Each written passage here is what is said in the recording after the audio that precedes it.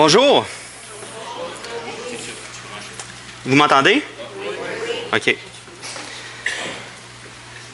J'aimerais juste commencer en lisant un message que j'ai reçu de Daniel Gilbert ce matin. Il dit « J'aurais aimé être parmi vous, mais les matinées sont très dures et je ne peux pas être là. Salut les frères de ma part, je les remercie pour leurs prières pour moi et Dieu voulant, je serai parmi vous bientôt. Vous êtes chers, merci pour votre soutien. À plus. » Je suis allé voir Daniel cette semaine et je vous encourage à aller le voir. Des fois, on ne sait pas quoi dire. On voit quelqu'un qui souffre parce que Daniel Gilbert souffre énormément. C'est assez incroyable, la souffrance qu'il endure. Et juste le fait d'être là avec lui, ça l'encourage tellement. Puis à un moment donné, je pense que c'était quand, Jean-Pierre, que je ne suis pas allé à la réunion à cause que j'étais allé voir. Mercredi matin, je suis allé le voir et puis il souffrait. Puis il dit « François, peux-tu prier pour moi? » Puis on a prié ensemble, collés un sur l'autre. Puis il dit ma douleur est partie. Des fois, on ne sait pas quoi dire, mais juste être là, prier avec lui, puis l'écouter, ça vaut la peine, ça vaut vraiment la peine. On a un frère qui souffre en ce moment. Et l'amour de Christ au travers de nous vient vraiment le réconforter. Donc, je nous encourage à persévérer dans cette voie-là. Je ne sais pas si vous vous souvenez, mais en 2014, ça fait exactement 2 ans, en septembre 2014, ça devait être la fête à Jean-Pierre encore ou la mienne. On avait débuté une série sur les disciples. Les disciples sous le projecteur de Jésus. Et j'avais prêché un message sur les disciples. Un disciple, c'est un porteur de l'image de Dieu. On est des porteurs de l'image de Dieu. Et ce matin, j'aimerais revenir pas sur ce message, mais sur ce sujet-là, parce que je trouve que c'est vraiment important. On est des porteurs de l'image de Dieu, mais il faut réaliser que porter de l'image de Dieu, aujourd'hui, n'est plus quelque chose qui est inné chez nous. On est tous porteurs de l'image de Dieu, on est tous créés à l'image de Dieu, mais l'humanité, en ce moment, porte l'image de Dieu, mais de manière distorsionnée. On porte imparfaitement l'image de Dieu. Mais il est possible de porter l'image de Dieu de manière non distorsionnée, comme un peu ma voix, là, un peu distorsionnée. J'ai ajusté mon micro tantôt, probablement que c'est ça. Là. J'aurais pas de jouer avec. Donc, c'est important de réaliser que d'être porteur de l'image de Dieu de manière non distorsionnée, c'est quelque chose qui nous a été redonné. C'est quelque chose qui nous a été redonné par Jésus, mais qu'on doit apprendre à vivre par la foi maintenant. On doit apprendre à être porteur de l'image de Dieu par la foi. C'est de cette manière-là qu'elle ne sera pas distorsionnée. Pour ceux qui n'étaient pas là, vous dites, c'est complètement nouveau ce matin, il y a 2 ans. Pour ceux qui ne s'en souviennent plus, ça va être complètement nouveau aussi.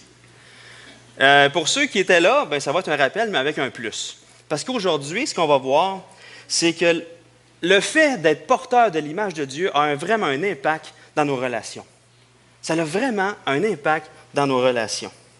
Et ce matin, c'est un peu la suite du message d'Alexandre la semaine dernière, où ce qu'on a vu que Christ est notre vie.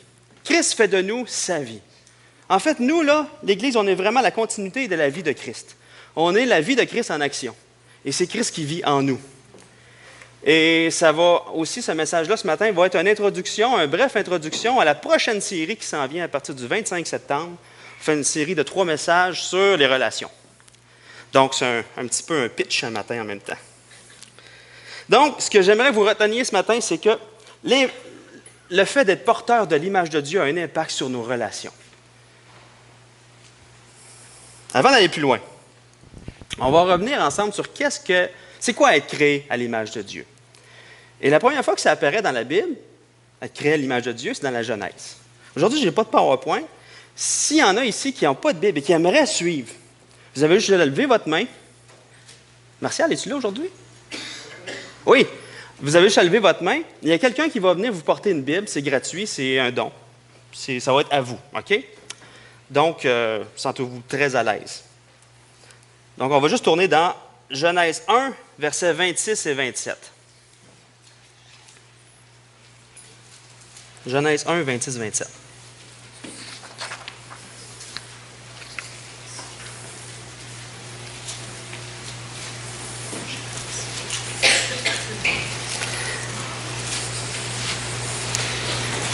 Puis Dieu dit, « Faisons l'homme à notre image, selon notre ressemblance, et qu'il domine sur les poissons de la mer, sur les oiseaux du ciel, sur le bétail, sur toute la terre et sur tous les reptiles qui rampent sur la terre. » Dieu créa l'homme à son image.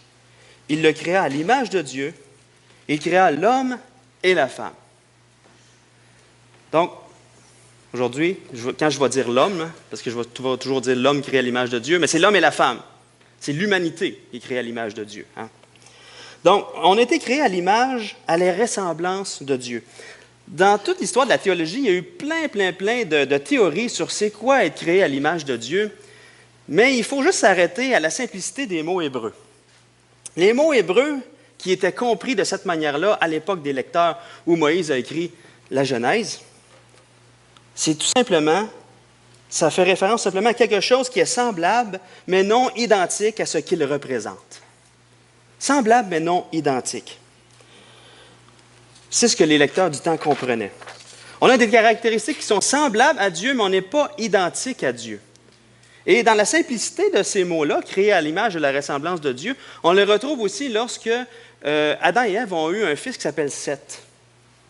C'est écrit dans Genèse 5.3, je vais juste vous le lire, vous n'êtes pas obligé de tourner. Adam, âgé de 130 ans, engendra un fils à sa ressemblance, selon son image. Elle lui donna le nom de Seth.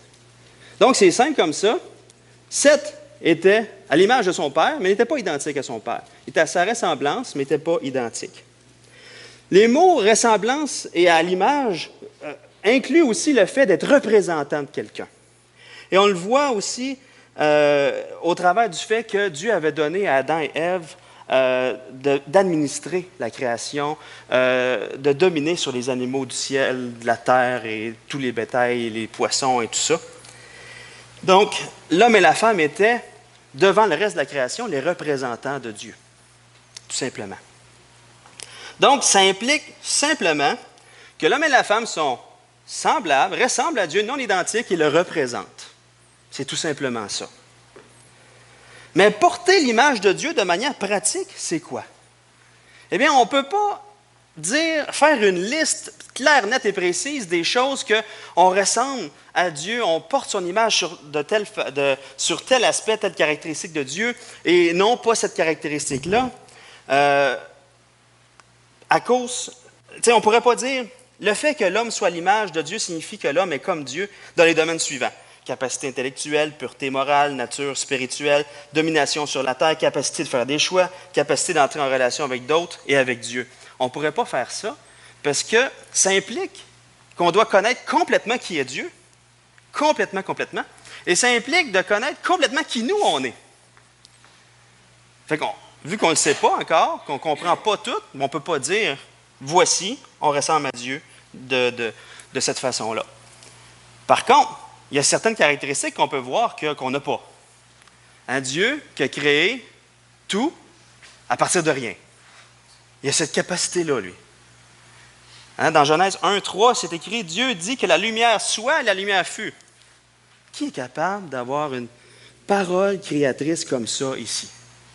Personne. Mais Dieu nous a donné une caractéristique qui est semblable, la créativité. À partir de ce que Dieu a créé, on peut prendre des choses puis faire des choses avec. Comme celui qui peint une peinture, là, une œuvre d'art. À partir des choses que Dieu a créées, ou des choses qu'il voit, ou des choses qu'il imagine, même l'imagination, c'est Dieu qui l'a créée, il peut faire quelque chose. Un sculpteur, à partir des matériaux que Dieu a créés, peut faire quelque chose avec. Donc, il y a des choses c'est clair, on voit qu'on ne porte pas l'image de Dieu, mais on porte l'image de Dieu, mais pas de manière identique. Mais qu'est-ce qui est le fun, c'est que plus on apprend à découvrir la Bible, plus on lit la Bible, plus on apprend à découvrir qui est Dieu et qui nous sommes. Et ça fait le lien entre « je suis le porteur de l'image de Dieu » Mais pour être le porteur de l'image de Dieu, je dois comprendre qui est Dieu. Et le lien entre ce que je suis et ce que je dois être et Dieu, pour nous aujourd'hui, à cause de Jésus, bien, c'est la foi.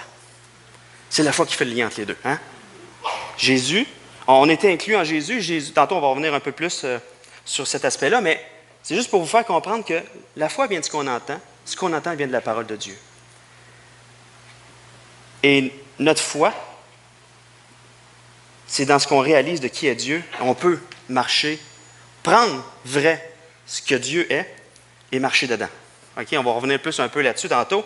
Mais c'est juste pour vous dire que il y a une caractéristique que je vais faire ressortir de Dieu aujourd'hui que j'aimerais qu'on réalise. Et que Dieu veut nous amener à porter son image sur cette caractéristique-là, d'une manière non distorsionnée. C'est la caractéristique de Dieu qui est un Dieu qui se donne pour le bien de l'autre. Dieu se donne pour le bien de l'autre. Dieu est un Dieu qui se donne pour le bien de l'autre. Et on voit ça de la Genèse aller jusqu'à l'Apocalypse. Mais aujourd'hui, on va voir juste 2 exemples qui démontrent que Dieu est un Dieu qui se donne pour le bien de l'autre. On va commencer avec la création. Juste si on regarde la création. J'aime ça revenir sur la création parce qu'il y a tellement de choses incroyables. Je n'ai pas de PowerPoint. J'aurais eu plein de choses. Je n'ai pas eu le temps de la faire, désolé. Aujourd'hui, même si la nature souffre à cause du péché, même si la nature est plus terne que lors de la création, elle est quand même incroyable. Hein? Il y a un de mes amis qui étudie avec moi la maîtrise qui a fait un travail super sur le sujet. Il a fait toute une présentation. Et la nature nous démontre toute une diversité, comment Dieu est créatif, comment Dieu est grand, comment Dieu est puissant. Et comment Dieu est vraiment infini. Et juste s'il est...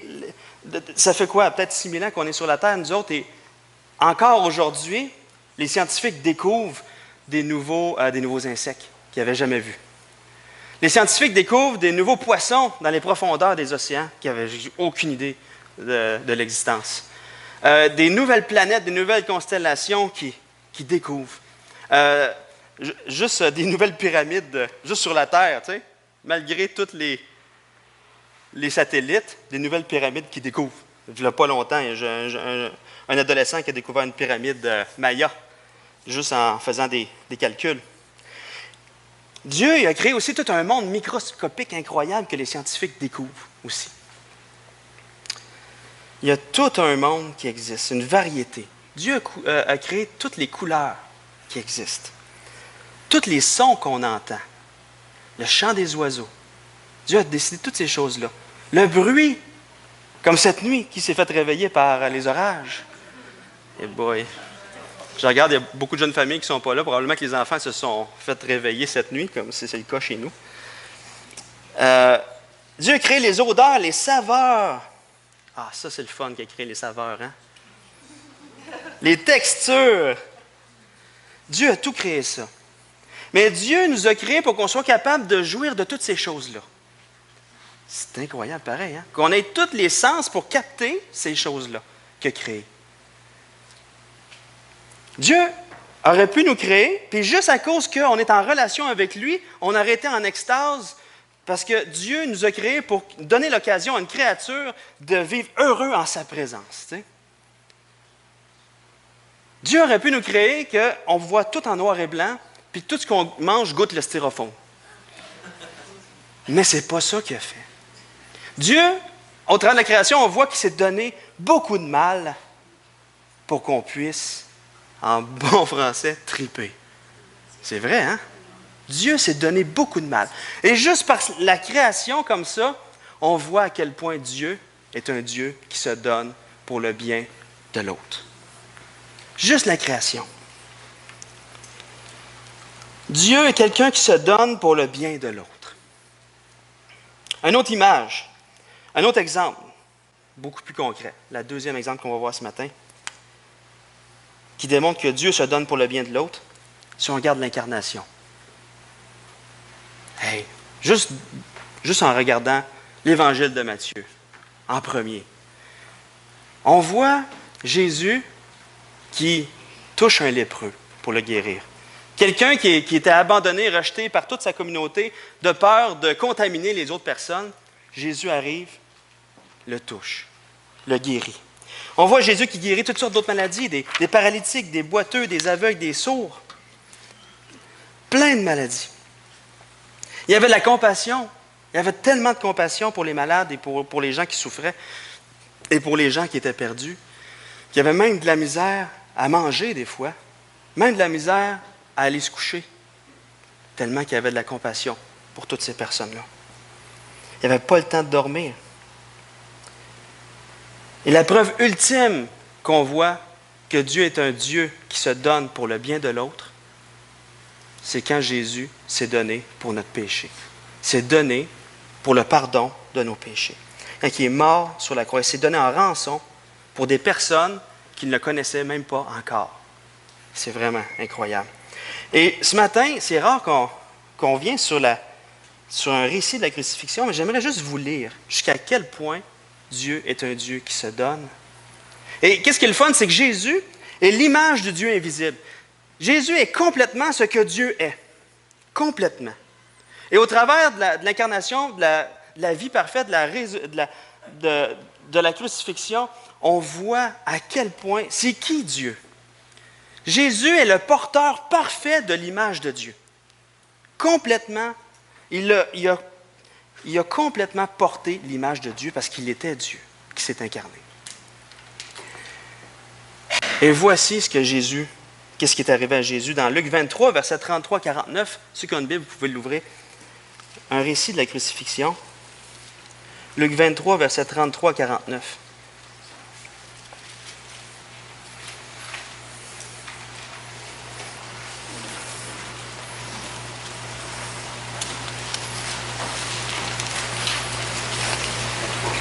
Luc 23, verset 33.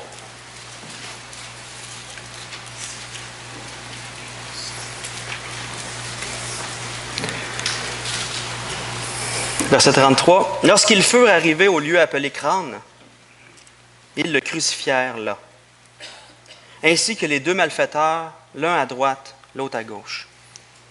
Jésus dit, « Père, pardonne-leur, car ils ne savent ce qu'ils font. » Ils se partagèrent ses vêtements en tirant au sort. Le peuple se tenait là et regardait. Les magistrats se moquaient de Jésus, disant, « Il a sauvé les autres, qu'il se sauve lui-même s'il est le Christ, l'élu de Dieu. » Les soldats aussi se moquaient de lui, s'approchant et lui présentant du vinaigre. Ils disaient, « Si tu es le roi des Juifs, sauve-toi toi-même. » Il y avait au-dessus de lui cette inscription, « Celui-ci est le roi des Juifs. » L'un des malfaiteurs crucifiés l'injuriait, disant, « N'es-tu pas le Christ? Sauve-toi toi-même et sauve-nous. » Mais l'autre le reprenait et disait, « Ne crains-tu pas Dieu, toi qui subis la même condamnation?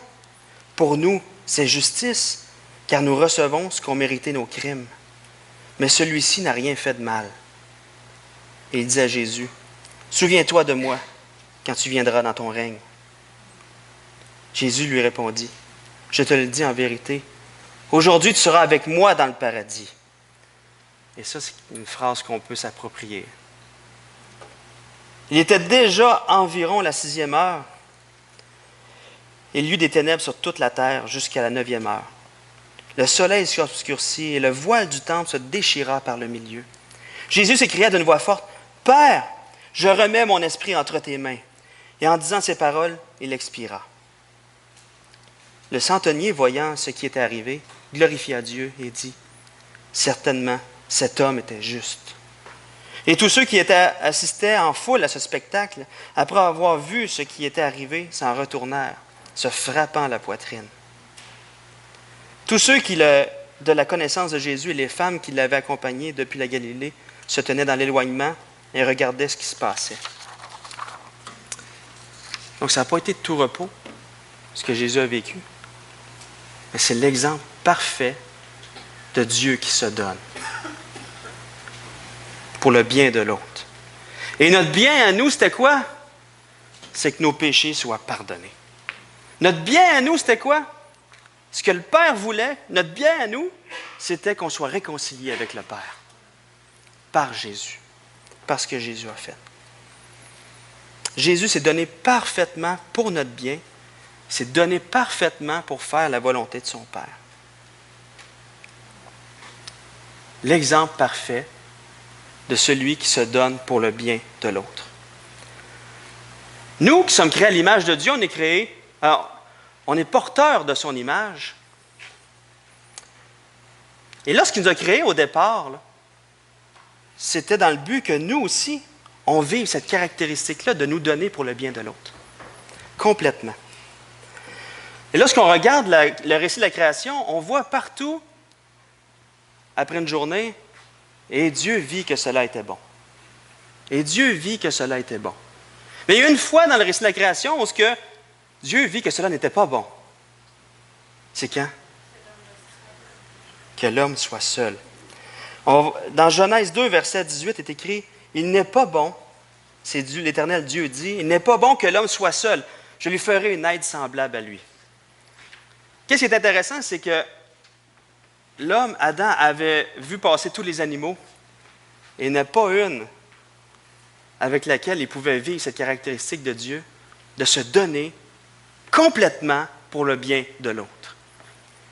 Et le fait que Dieu a créé Adam et Ève a permis à Adam et Ève de refléter cette caractéristique-là. Dans le Jardin d'Éden, cette caractéristique-là de Dieu, que Dieu a mis dans le cœur de l'homme et de la femme, de ce désir intense de se donner l'un pour le besoin de l'autre, pour le bien de l'autre, ça reflétait vraiment l'image d'une unité qui implique de se donner complètement, corporellement, émotionnellement, intellectuellement, psychologiquement, en fait, dans tout ce qu'il est.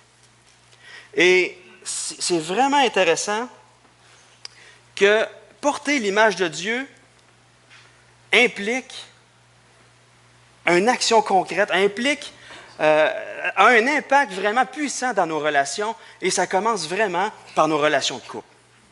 Être porteur de l'image de Dieu, puis on voit ça dès le départ avec Adam et Ève. Le seul moyen que l'homme pouvait vivre cette caractéristique de Dieu, d'être porteur de son image relationnellement, c'était lorsqu'il a créé Ève. Et les deux pouvaient vivre cette unité-là qui reflétait qui est Dieu, qui se donne pour le bien de l'autre. Et il avait mis dans le cœur de l'homme et la femme de se donner pour le bien de l'autre, dans les liens du mariage. C'est vraiment incroyable. Hein? À ce moment-là, l'homme et la femme, les deux ensemble, étaient en mesure de refléter l'image de Dieu relationnellement. C'est incroyable, hein? L'homme n'est plus sans la femme n'est plus sans l'homme. Ils vivaient pour se donner l'un à l'autre, pour le besoin de l'autre. C'est-tu pas beau, ça? Ah, qui ont fait « Oh! Hey, c'est vrai, hein? » Dieu est romantique. Mais ça n'a pas duré longtemps. Le péché d'Adam et Ève est venu vraiment tout bousculer, tout scraper. Parce que le péché d'Adam et Ève, c'était quoi, en fait? Était basé sur qui je peux être moi. Hein? Satan avait séduit Adam et Ève en disant « Vous serez comme Dieu, connaissant le bien et le mal. » Hey, regardez, Dieu ne vous a pas tout dit, Dieu n'est pas tellement tout à fait bon. Et, et là, c'était basé, leur relation qui est au départ, qui était basée sur le fait de se donner l'un à l'autre pour le besoin de l'autre, est tout de suite changée en une relation dominant-dominé ou une guerre de pouvoir sans fin, à cause du péché. Et c'est ça qui est devenu inné chez l'être humain. Quand on voit les enfants qui naissent, au départ, ils sont tout jeunes, qu'est-ce qui passe en premier? Leur désir ou le désir de l'autre? Hein, juste à la garderie, comment d'enfants se battent pour le camion rouge? Ou pour la Barbie qui fait toutes sortes d'affaires? Il y a tellement des Barbies qui font toutes sortes d'affaires. Ça devient vraiment... à cause du péché, l'homme et la femme, et toute la descendance a perdu, porte l'image de Dieu distorsionnée dans le fait de se donner pour le bien de l'autre. Et là, on cherche mon bien au détriment de l'autre. Et c'est impossible par nous-mêmes de faire marche arrière. Complètement impossible. Le seul moyen, c'est d'être couvert, revêtu, à briller de celui qui s'est donné parfaitement pour le bien de l'autre, Jésus. Qu'est-ce qui est intéressant, c'est que Jésus, qui a accompli parfaitement l'image de Dieu, complètement, qui l'a porté complètement, parfaitement, qui est allé et qui s'est donné jusqu'à la mort pour nous, pour notre bien à nous, bien, à cause de ce qu'il a fait sur la croix, Jésus nous a unis, Dieu le Père nous a unis à la perfection de Jésus, qui, lui, s'est donné parfaitement. Donc, devant Dieu, présentement, aujourd'hui, même si des fois on manque par rapport à se donner parfaitement à l'autre, mais devant Dieu, ce que Dieu voit, lui, c'est Jésus qui s'est donné parfaitement. OK? Donc, devant Dieu, c'est réglé pour nous. On porte l'image de Dieu complètement, de se donner parfaitement pour le bien de l'autre. OK? Mais l'œuvre du Saint-Esprit dans notre cœur, aujourd'hui, dans nos vies, il fait quoi? Il nous amène à vivre réellement ce que nous sommes, nous amène à vivre physiquement ce que nous sommes réellement à cause de Jésus-Christ dans notre cœur. OK? Et là, c'est lui qui nous amène à changer. Il nous change carrément et nous amène, nous aussi, dans notre changement de cœur, à nous donner pour le bien de l'autre. Vous saisissez? Devant Dieu, on l'accomplit parfaitement à cause de Jésus. C'est Jésus qui l'accomplit pour nous. Mais aujourd'hui, le Saint-Esprit travaille dans nos cœurs pour que réellement, aujourd'hui, là, dans nos membres, bien, on se donne pour le bien de l'autre. Qu'on porte son image parfaitement pour le bien de l'autre. OK? Pour qu'on représente qui est Dieu aux yeux de tous les gens qui nous regardent, que Dieu est un Dieu qui se donne pour le bien de l'autre. Regardez, il se donne pour le bien de l'autre. C'est Dieu qui est comme ça. Et tous les problèmes de couple que je rencontre, c'est souvent ça la difficulté. C'est, hey,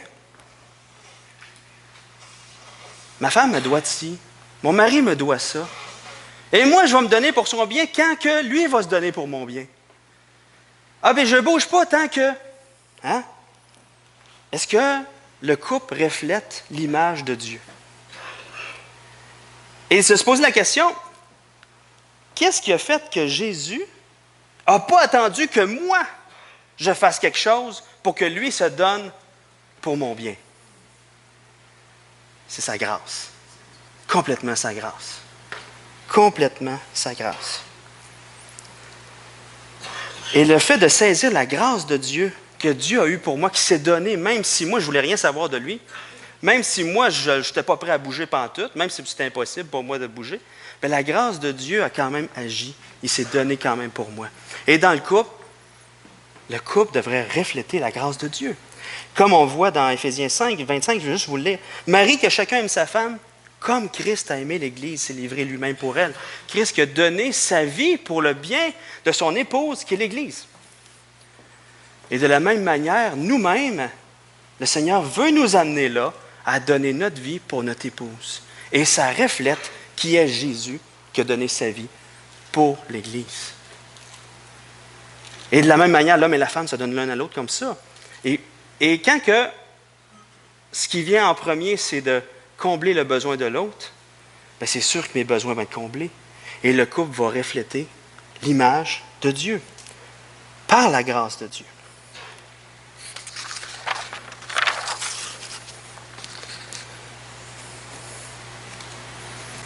Et là, vous dites, ouais, mais je ne suis pas marié, moi.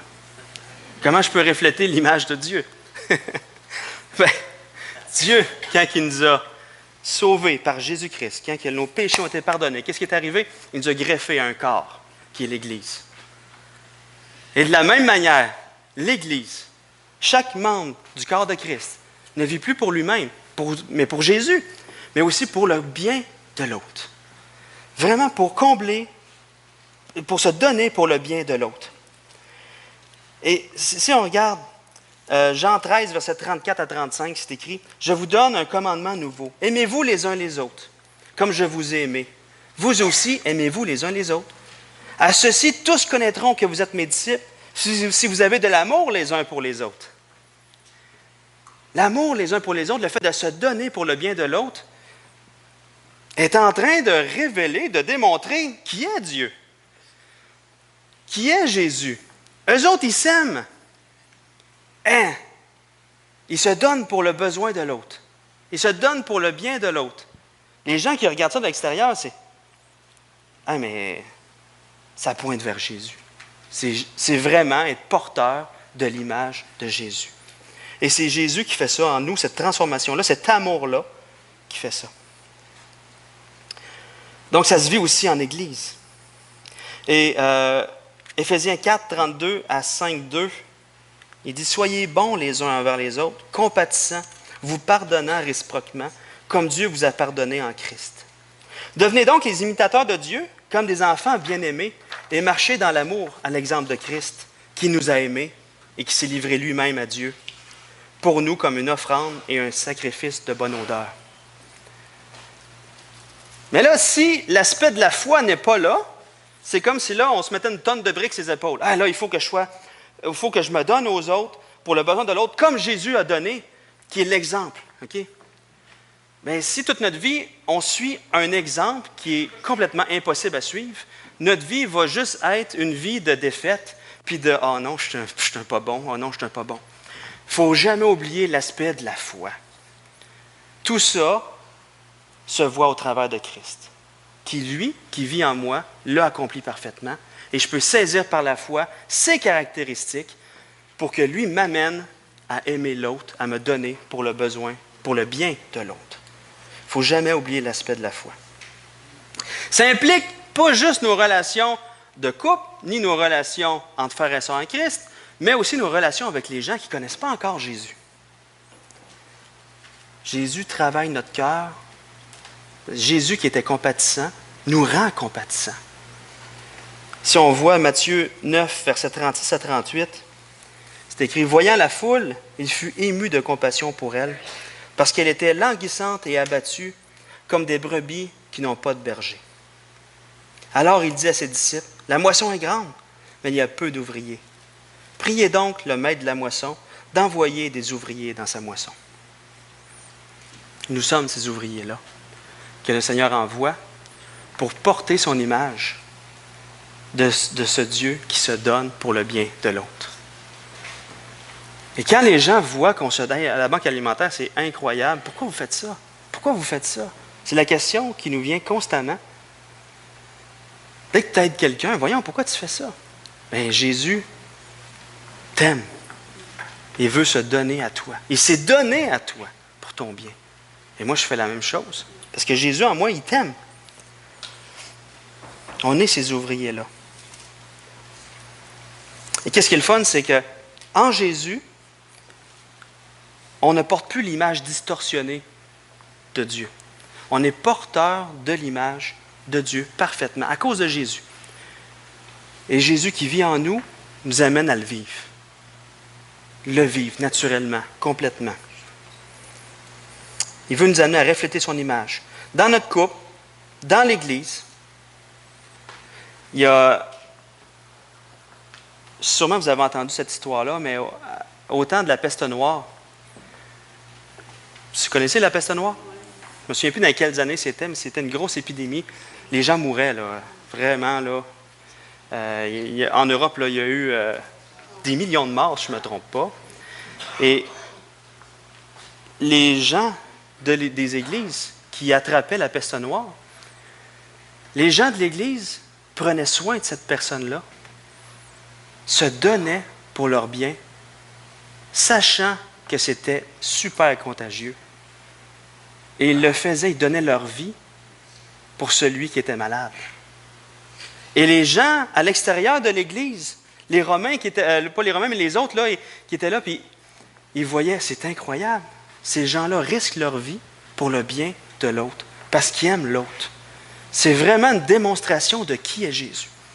Les chrétiens portent l'image de Jésus, parce que Jésus est en eux. C'était naturel. Les autres ne faisaient pas ça.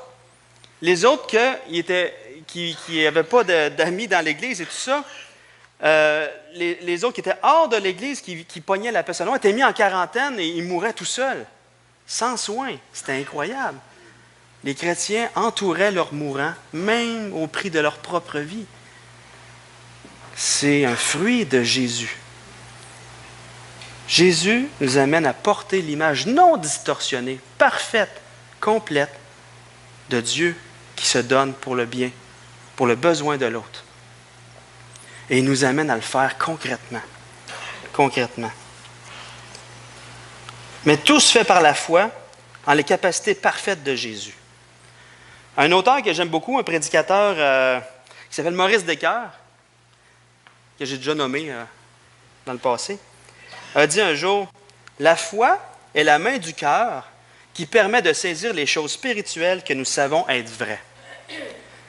Nous savons que Jésus est celui qui se donne pour les besoins de l'autre. C'est une réalité spirituelle vraie. Nous pouvons les saisir par la foi et le vivre. Seigneur, tu veux m'amener à le vivre. Seigneur, tu vas me le faire vivre. Tu vas changer mon cœur. Des fois, je pense à moi, mais toi, tu n'as pas pensé à toi. Toi, tu es parfait. Tu l'as. Et devant Dieu, même si j'ai des manquements, c'est ta personne qui prime. Mais toi, tu t'arranges avec les manquements, puis tu m'amènes à le vivre. C'est la grâce de Dieu. On sait ce que la Bible dit à propos de la perfection de Jésus. On sait que c'est vrai. Bien, saisissons-la pour que la perfection de Jésus transparaisse devant tout le monde, pour qu'on soit de ces porteurs de l'image de Dieu complètement. Prions. Seigneur Jésus, je te remercie pour ta grâce. Et je te remercie parce que tu t'es donné complètement, sans réserve. Tu as été l'image parfaite de Dieu le Père. Et je te loue de ce que cette image parfaite m'a été mise à mon compte. À mon compte. J'ai pu me soucier de ça. Seigneur,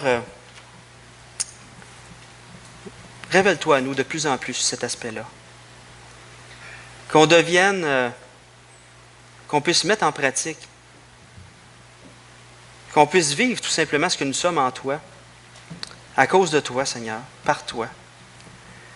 Et donne-nous un cœur pour notre épouse, notre mari, de se donner pour ses besoins. Un cœur pour mon frère et ma sœur dans l'Église, de nous donner pour ses besoins. Et un cœur pour les gens qui ne te connaissent pas encore, Seigneur. Ils ont besoin de toi. Et Seigneur, je te prie pour notre frère Daniel aussi. Seigneur, sois avec lui en ce moment, Seigneur, dans ce qu'il vit. Qu'il puisse se réjouir en toi, qu'il puisse se réjouir de ce qui t'appartient, Seigneur. Amen. Passons à Daniel.